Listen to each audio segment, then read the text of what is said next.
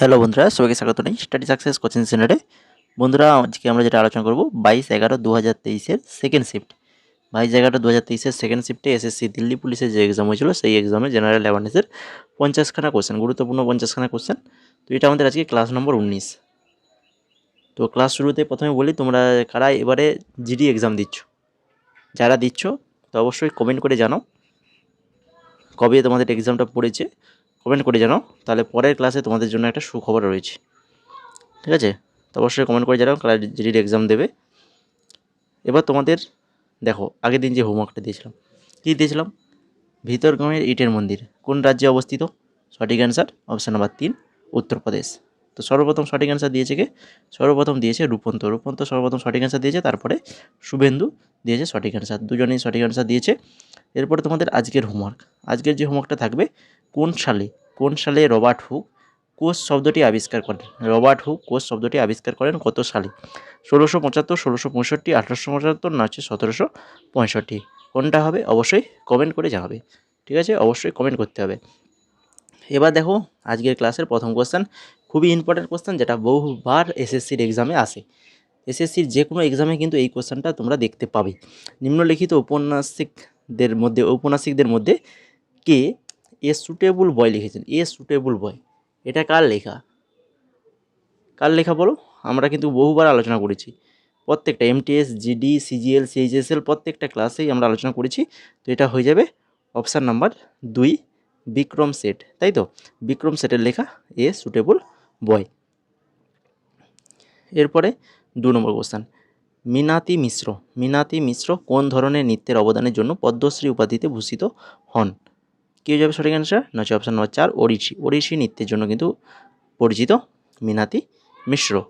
তারপরে ভগবান বিষ্ণুকে উৎসর্গ করা খাজুরাহোর লক্ষণ মন্দিরটি মন্দির স্থাপত্যের কোন শৈলীর উদাহরণ? ভগবান বিষ্ণুকে উৎসর্গ করা হয় এই খাজুরাহোর লক্ষণ মন্দির, যেটা মন্দির স্থাপত্যের কোন শৈলীর উদাহরণ? নাগারা শৈলীর উদাহরণ। 3 নম্বর দেখো, ভারতের উৎপাদিত পণ্য আমদানি থেকে রক্ষা করার জন্য সরকার কর্তৃক গৃহীত নিম্নলিখিত পদ্ধতিগুলি বিবেচনা করুন। প্রথম যেটা রয়েছে, অবদানকৃত পণ্যের উপর ভারী কর আরোপ করা হয়েছিল এবং একটি দেশীয় ব্যবহারকারীর দ্বারা একটি পণ্য আমদানির সর্বোচ্চ সীমা স্থির করা হয়েছিল। তো সঠিক উত্তরটা নির্বাচন করতে বলেছে আমাদের এখানে। তো সঠিক অ্যান্সার কিন্তু এখানে অপশান 1 এবং 2 দুটোই কিন্তু, উভয়ই কিন্তু সত্য, দুটো কথাই সত্য। 5 নম্বরে দেখো, নিচের কোনটি বিহার রাজ্যে পালিত একটি জনপ্রিয় উৎসব? বিহারে পালিত হয় একটি জনপ্রিয় উৎসব, সেটা হচ্ছে কোনটা নিচের মধ্যে? সেটা হচ্ছে শ্যামা চকেবা, যেটা হচ্ছে বিহারের একটি জনপ্রিয় উৎসব। ভারতের কোন অঞ্চলটি অনন্য শোলা বনের জন্য পরিচিত? শোলা বনের জন্য পরিচিত, শোলা অরণ্য। কোনটা বলতো? সেটা হচ্ছে এই যে পশ্চিমঘাট। রাজস্থানের ঘুমার নৃত্যটি মূলত কোন আদিবাসী সম্প্রদায় দ্বারা পরিবেশিত হয়? তাহলে ঘুমার নৃত্য কোথাকার? রাজস্থানের। তো এটা কোন আদিবাসী সম্প্রদায় দ্বারা পরিবেশিত হয়? এটা হচ্ছে ভিল সম্প্রদায় দ্বারা কিন্তু পরিবেশিত হয়ে থাকে। 8 নম্বর, নিম্নলিখিতগুলির মধ্যে কাকে বাজপেয়ী সরকারের আমলে বিনিয়োগ মন্ত্রকের প্রথম মন্ত্রী হিসাবে নিযুক্ত করা হয়েছিল? বিনিয়োগ মন্ত্রকের প্রথম মন্ত্রী হিসাবে নিযুক্ত করা হয়েছিল কাকে? তিনি হচ্ছেন অরুণ শৌরীকে নিযুক্ত করা হয়েছিল। নিম্নলিখিত রাজ্যগুলির মধ্যে কোনটি গাটকার সাথে সম্পর্কিত, যা 37তম জাতীয় গেমসে অন্তর্ভুক্ত হয়েছিল? যা 37তম জাতীয় গেমসে অন্তর্ভুক্ত হয়েছিল এই গাটকা। বলো কোনটা, কোন রাজ্য? পাঞ্জাব। ঠিক আছে, পাঞ্জাব হয়ে যাবে সঠিক অ্যান্সার। 10 নম্বর, নিচের কোন নৃত্যটি ঐতিহ্যগতভাবে পুরুষ সন্ন্যাসীদের দ্বারা মঠগুলিতে পরিবেশিত হয়? কোন নৃত্য বিভিন্ন মঠে পুরুষ সন্ন্যাসীদের দ্বারা কিন্তু পরিবেশিত হয়? সেটা হচ্ছে সাত্রিয়া। অপশান নাম্বার 1 সঠিক অ্যান্সার, সাত্রিয়া। এরপরে 11 নম্বরে, ভারতের সংবিধানের নিচের কোন অনুচ্ছেদে উল্লেখ করা হয়েছে যে আইন অনুসারে সংসদ যে কোনো রাজ্য থেকে অঞ্চল আলাদা করে বা কোনো রাজ্যের কোনো অংশ কোনো অঞ্চলকে একত্রিত করে একটি নতুন রাজ্য গঠন করতে পারে। বলো, ভারতের সংবিধানের নিচের কোন অনুচ্ছেদে উল্লেখ করা রয়েছে যে আইন অনুসারে সংসদ যে কোনো রাজ্য থেকে অঞ্চল আলাদা করে বা কোনো রাজ্যের কোনো অংশের কোনো অঞ্চলকে একত্রিত করে একটি নতুন রাজ্য গঠন করতে পারবে। বল, এটা রয়েছে অপশান নম্বর 4, অনুচ্ছেদ নম্বর 3, অনুচ্ছেদ 3-এ উল্লেখ করা রয়েছে। এরপরে 12 নম্বর, ভারতের 2011 সালে আদমশুমারি অনুসারে তামিলনাড়ুর সাক্ষরতার হার কত ছিল? তামিলনাড়ুর সাক্ষরতার হার ছিল কত? 80.09, মানে 80.09% ছিল। নিচের কোনটি ভারতের ক্ষুদ্র ঋণ প্রদানের বিভিন্ন পদ্ধতির মধ্যে একটি নয়? ক্ষুদ্র ঋণ প্রদানের বিভিন্নগুলোর মধ্যে একটি নয় বলেছে, যে এইগুলো খেয়াল করতে হবে। তো সেটা হচ্ছে সস্তা ভর্তুকিযুক্ত ক্রেডিট, এটা কিন্তু নয় ক্ষুদ্র ঋণ প্রদানের ক্ষেত্রে। পদ্ধতিগুলো বাকি যেগুলো দেখো, স্বসহায়তা গোষ্ঠী, ব্যাংক লিঙ্কেজ প্রোগ্রাম, ক্ষুদ্র ঋণ প্রতিষ্ঠার ক্রেডিট লেন্ডিং মডেল, আর হচ্ছে ব্যাংক দ্বারা প্রচলিত দুর্বল ধারার ঋণ।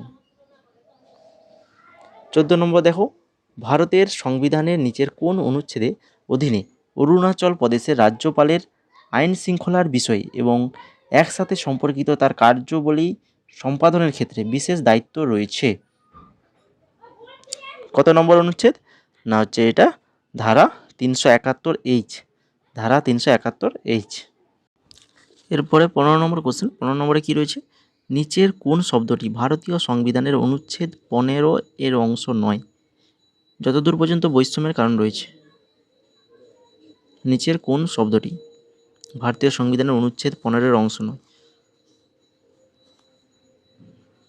এটা হচ্ছে পেশা, অপশান নাম্বার 2। কোন জাতীয় জলপথ ব্রহ্মপুত্র নদীর সাথে যুক্ত? জাতীয় জলপথ ব্রহ্মপুত্র নদীর সাথে যুক্ত কোনটা? জাতীয় জলপথ নম্বর 2, জাতীয় জলপথ 2। ভারতের বড় শহর ও শহরে দ্রুত মেল পৌঁছে দেওয়ার জন্য নিচের কোড চ্যানেলটি 6টি যোগাযোগ মেল চ্যানেল অংশ নয়? 6টি যে যোগাযোগ মেল চ্যানেল তৈরি করা হয়েছে তার অংশ নয় বলেছে, 6টির মধ্যে একটি নয়। এটা সম্ভবত তোমরা এমটিএসের ক্লাসে পেয়ে যাবে। আমরা যে এমটিএস এই যে 2023-এ যে এক্সামটা হয়েছিল লাস্ট সেই কোশ্চেনগুলো আলোচনা করে দিয়েছি, সেই ক্লাসে কিন্তু এই কোশ্চেনটা কিন্তু এসেছিল। সম্ভবত 10 নম্বর ক্লাসে আমরা এটা আলোচনা করি, 10 নম্বরের ক্লাস দেখে নেবে, রয়েছে এটা। সেটা হচ্ছে যে সাপ্তাহিক চ্যানেল, এটা কিন্তু তার মধ্যে নয়। তো 6টি চ্যানেল কী কী দেখে নেব। এখানে 6টি চ্যানেল নামকরণ করা হয়েছে এইভাবেই: রাজধানী channel, metro channel, green channel, ব্যবসায়িক চ্যানেল, বাল্ক মেল চ্যানেল, আর হচ্ছে পিরিয়ডিক্যাল চ্যানেল। এই 6খানা চ্যানেল, ভালো করে 6খানা চ্যানেলের নামগুলো মনে রাখবে। কোন সাধারণ দীর্ঘমেয়াদী সংক্রমণ বিকশিত হয় যখন মুখের ব্যাকটেরিয়া শর্করাকে বিপাক করে এমন অ্যাসিড তৈরি করে যা দাঁতের শক্তির টিস্যুকে খনিজ মুক্ত করে? বলো কোনটা সাধারণ দীর্ঘমেয়াদী সংক্রমণ বিকশিত হয় যখন মুখের ব্যাকটেরিয়া শর্করাকে বিপাক করে এমন অ্যাসিড তৈরি করে যা দাঁতের শক্ত টিস্যুকে খনিজ মুক্ত করে? সেটা হচ্ছে এই যে দাঁতের ক্ষয়।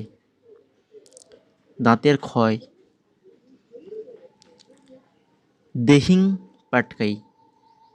পাটকাই উৎসব হলো নিম্নলিখিত ভারতের কোন রাজ্যের সমৃদ্ধ সংস্কৃতি উদযাপনের উৎসব? বলো, দেহিং পাটকাই এটা কোন রাজ্যের উৎসব? এটা হচ্ছে আসামের একটি উৎসব।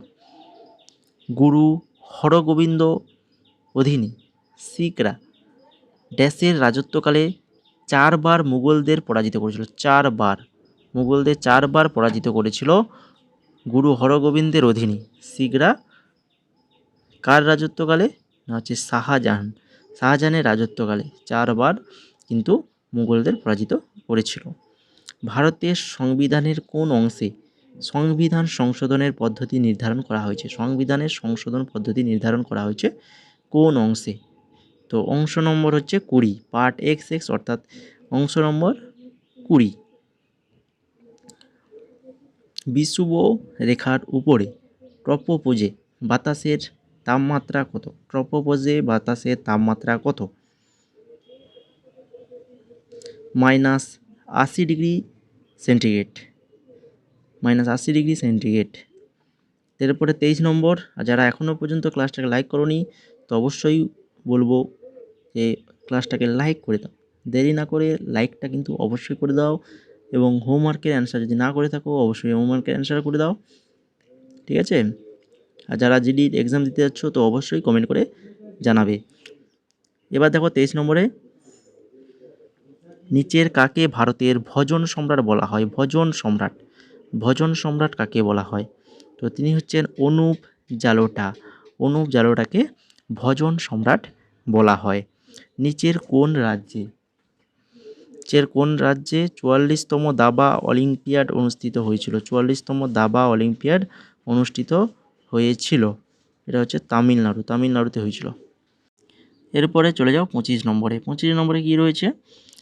মামে খান একজন ভারতীয় লোকগায়ক, যিনি তার সুফি ও লোকসঙ্গীত পরিবেশনের জন্য পরিচিত। তো তিনি ড্যাশ রাজ্য থেকে এসেছেন? কোন রাজ্য থেকে এসেছেন মামে খান হচ্ছে রাজস্থান থেকে এসেছেন। বিশ্বায়ন দেশগুলিকে সংযুক্ত করে, এর ফলে ড্যাশ হবে? বিশ্বায়ন নিয়ে আগের দিনও একটা কোশ্চেন ছিল। তো বিশ্বায়ন দেশগুলিকে সংযুক্ত করে, এর ফলে প্রযোজকদের মধ্যে বৃহত্তর প্রতিযোগিতা হবে। ভারতীয় সংবিধানের কোন অনুচ্ছেদে উল্লেখ করা হয়েছে যে জীবিত প্রাণীদের প্রতি সহানুভূতি করা ভারতের প্রতিটি নাগরিকদের কর্তব্য হবে? জীবিত প্রাণীদের প্রতি সহানুভূতি করা কিন্তু প্রত্যেকটা নাগরিকের কর্তব্য। তো এটা হচ্ছে 51 অনুচ্ছেদে উল্লেখ করা হয়েছে। বাহমনি রাজ্য ভেঙে 5টি রাজ্যের মধ্যে কোনটি গঠিত হয়েছিল? বাহমনি রাজ্য ভেঙে 5টা রাজ্য করা হয়েছিল। তো এদের মধ্যে এই যে গোলকোন্ডা কিন্তু এদের মধ্যে একটি। 1518 সালে পর বাহমনি রাজ্য ভেঙে 5টা রাজ্যের উদ্ভব হয়। একটা হচ্ছে আহমেদনগর, গোলকোন্ডা, বিদার, বেরার আর হচ্ছে বিজাপুর। এই যে 5টা রাজ্য মনে রাখো। এবারে তোমাদের অপশানে গোলকোন্ডা দিয়ে দিয়েছে, তো পরবর্তীতে বাকি 4টার মধ্যে দিয়ে দিতে পারে, এই জন্য বলছি 5টাই মনে রাখতে হবে। এরপরে জাতীয় গেমস 2022-এ 61টি স্বর্ণপদক জিতে নিচের কোনটি পদক তালিকার শীর্ষে ছিল? বলো। জাতীয় গেমস 2022-এ 61টা স্বর্ণপদক জিতেছিল, সেটা হচ্ছে সার্ভিসেস স্পোর্টস কন্ট্রোল বোর্ড। একটি হার্ডলিং ইভেন্টে পুরুষদের জন্য আদর্শ দূরত্ব কত? হার্ডলিং ইভেন্টে পুরুষদের জন্য দূরত্ব হচ্ছে 110 মিটার এবং 400 মিটার। 110 মিটার এবং 400 মিটার। নিচের কোনটি 1873 সালে জ্যোতিরাও ফুলের লেখা একটি বই? 1873 সালে এই যে গুলামগিরি, যেটা জ্যোতিরাও ফুলের লেখা একটি বই। বেকারেল যা প্রতি সেকেন্ডে এক বিচ্ছিন্নতার সমান ডিপিএস কোন চিহ্ন দ্বারা উপস্থাপিত হয়? যেমন আমরা সেন্টিমিটার সিএম লিখতে পারি, মিটারকে এম লিখি। তো এরকম বেকারেলকে আমরা কিভাবে লিখতে পারি? বিকিউ লিখে আমরা সেটাকে বেকারেল বলতে পারি, ঠিক আছে? হুকওয়ার্ম নামক নিমাটোডা পরজীবীটি কোন বংশের অন্তর্গত, যা সাধারণত সংক্রামিত মাটির মাধ্যমে ছড়িয়ে পড়ে? কিন্তু ছড়িয়ে পড়ে হুকওয়ার্ম নামক নিমাটোডা পরজীবী কোন বংশের অন্তর্গত? তো এটা হচ্ছে অ্যানসাইলোস্টোমা।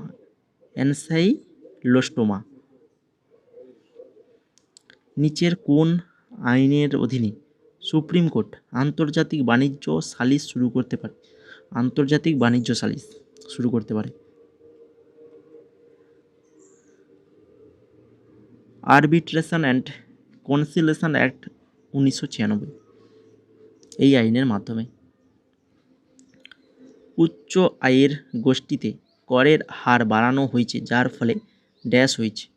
উচ্চ আয়ের গোষ্ঠীতে করের হার বাড়ানো হয়েছে, যার ফলে আয় এবং সম্পদের বৈষম্য হ্রাস করা হয়েছে। ভারতের 2011 সালে আদমশুমারি অনুসারে নিচের কোন রাজ্যের জনসংখ্যা 10 কোটিরও বেশি? 10 কোটিরও বেশি জনসংখ্যা, সেটা হচ্ছে রাজস্থান। আগের দিন 10 কোটির কম, সম্ভবত 10 কোটির কম ছিল না, করেছিলাম যে আগের দিন। 10 কোটিরও বেশি, সেটা হচ্ছে মহারাষ্ট্র। 1904 সালে কে অভিনব ভারত নামে বিপ্লবীদের একটি গোপন সংগঠন গঠন করেন? অভিনব ভারত নামে বিপ্লবীদের একটি গোপন সংগঠন গঠন করেন বিনায়ক দামোদর সাভারকর। বিনায়ক দামোদর সাভারকর। কোন বছর থেকে আদমশুমারি ভারতের নিয়মিত 10 বার্ষিক অনুশীলনে পরিণত হয়েছে? 10 বছর অন্তর অন্তর মানে হবে আর কি, সেটা কোন বছর থেকে? কোন বছর থেকে আদমশুমারি ভারতের নিয়মিত 10 বার্ষিক অনুসরণ পরিণত হয়েছে? 1881 সাল থেকে 1881 সাল। দ্য অ্যাডভেঞ্চার অফ হুকলেবেরি ফিন, নিচের কোন লেখকের লেখা এটা? তো এটা লিখেছেন মার্ক টোয়েন। মার্ক টোয়েনের লেখা। সিমুক মৌর্য পরবর্তী যুগে নিচের কোন রাজবংশের প্রতিষ্ঠাতা ছিলেন? সিমুক যিনি একজন সাতবাহন রাজবংশের প্রতিষ্ঠাতা ছিলেন। সবুজ বিপ্লবের একটি উদাহরণ। সবুজ বিপ্লব থেকে কিন্তু আমি প্রত্যেক শিফটেই কোশ্চেন পাচ্ছি, তাই না? প্রত্যেক শিফটে কিন্তু আমরা কোশ্চেন পাচ্ছি সবুজ বিপ্লব থেকে। তো সবুজ বিপ্লবের একটি যদি উদাহরণ বলি, তাহলে এটি কীভাবে প্রযুক্তি কৃষি উৎপাদনের বৈপ্লবিক পরিবর্তন আনতে পারে। লালকেল্লা এই সম্রাটদের মধ্যে কার দ্বারা চালু হয়েছিল? লালকেল্লা কে চালু করেছিল? শাহজাহান চালু করেছিল, শাহজাহান। নিচের কোনটি পৃথিবীর পৃষ্ঠের উপর দিকে লাভা চলাচলের সাথে জড়িত? পৃথিবী পৃষ্ঠের উপর দিকে লাভা চলাচলের সাথে যুক্ত, সেটা হচ্ছে আগ্নেয়গিরি। আগ্নেয়গিরির মাধ্যমে আগ্নেয়গিরির অগ্নুৎপাত হয় না, যা লাভা বেরিয়ে আসে মাটির ফাটল দিয়ে। এরপরে দেখো নিচের কোন স্কিমগুলি লক্ষ্য দেশের নাগরিকদের যুক্তিসঙ্গত মূল্যে জেনেরিক ওষুধ সরবরাহ করা। নিচের কোন স্কিমগুলির লক্ষ্য দেশের নাগরিকদের যুক্তিসঙ্গত মূল্যে, মানে একদম নিয়মিত একটা মূল্যে জেনেরিক ওষুধ সরবরাহ করা, যথাযথ মূল্য। সেটা হচ্ছে প্রধানমন্ত্রী ভারতীয় জন ঔষধি পরিকল্পনা। প্রধানমন্ত্রী ভারতীয় জন ঔষধি পরিকল্পনা। 45 ড্যাশ রাজ্যের তীর্থযাত্রী কেন্দ্রে অনুষ্ঠিত নৃত্য উৎসবের দেবদাসী জাতীয় পুরস্কার দেওয়া হয়। দেবদাসী জাতীয় পুরস্কার কোন রাজ্যের? ওড়িশা রাজ্যের তীর্থযাত্রী কেন্দ্রে অনুষ্ঠিত নৃত্য উৎসবে। নিম্নলিখিতগুলির মধ্যে কে জোর দিয়েছিলেন এবং প্রচার করেছিলেন যে বেদান্ত সকলের ধর্ম এবং একা হিন্দুদের নয়? বেদান্ত হচ্ছে সকলের ধর্ম, শুধুমাত্র হিন্দুদের নয়, এটা বলেছিলেন স্বামী বিবেকানন্দ। স্বামী বিবেকানন্দ প্রচার করেছিলেন। সরু ভৌগোলিক অঞ্চলে জীবন্ত টেরিডোফাইটের বিস্তার কী? সরু ভৌগোলিক অঞ্চলে জীবন্ত টেরিডোফাইটের বিস্তার সীমিত এবং সীমাবদ্ধ। ঋগ্বেদের কয়টি বইয়ে বিভক্ত? ঋগ্বেদ 10টি বইয়ে বিভক্ত, 10টি। প্রথম এবং দশম যে বই দুটি সবচেয়ে নবীন এবং দীর্ঘতম, আর হচ্ছে গায়ত্রী মন্ত্রটি এই ঋগ্বেদের 3য় বইতে লেখা রয়েছে। যদি অনেক সময় কোশ্চেন আসে যে গায়ত্রী মন্ত্রটি ঋগ্বেদের কত নম্বর বইতে লেখা রয়েছে, তো সেটা বলবে কি 3য় বইতে, ঠিক আছে। এরপরে 49 2011 সালের আদমশুমারি অনুসারে নিম্নলিখিত রাজ্যগুলির মধ্যে কোনটি সাক্ষরতার হারে সর্বনিম্ন দশকে বৃদ্ধি পেয়েছে? 2011 সালে আদমশুমারি অনুসারে সেটা হচ্ছে মিজোরাম। এরপরে শেষ কোশ্চেন 50 নম্বর কোশ্চেন, রাজ্য বিধানসভার অধিবেশন স্থগিত করার বিষয়ে রাজ্যপালকে কে পরামর্শ দেন? রাজ্য বিধানসভার অধিবেশন স্থগিত করার বিষয়ে রাজ্যপালকে পরামর্শ দেন মুখ্যমন্ত্রী, রাজ্যের মুখ্যমন্ত্রী দিতে পারে। তো এই ছিল মোট আজকের 50খানা কোশ্চেন, খুবই ইম্পর্ট্যান্ট গুরুত্বপূর্ণ 50খানা কোশ্চেন। তো এইভাবেই আমাদের ক্লাসগুলো হয়ে থাকে।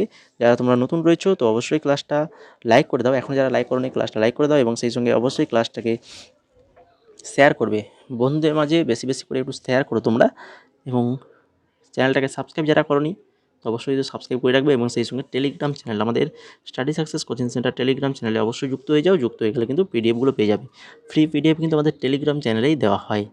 ঠিক আছে, তো টেলিগ্রামে সবাই যুক্ত থাকো।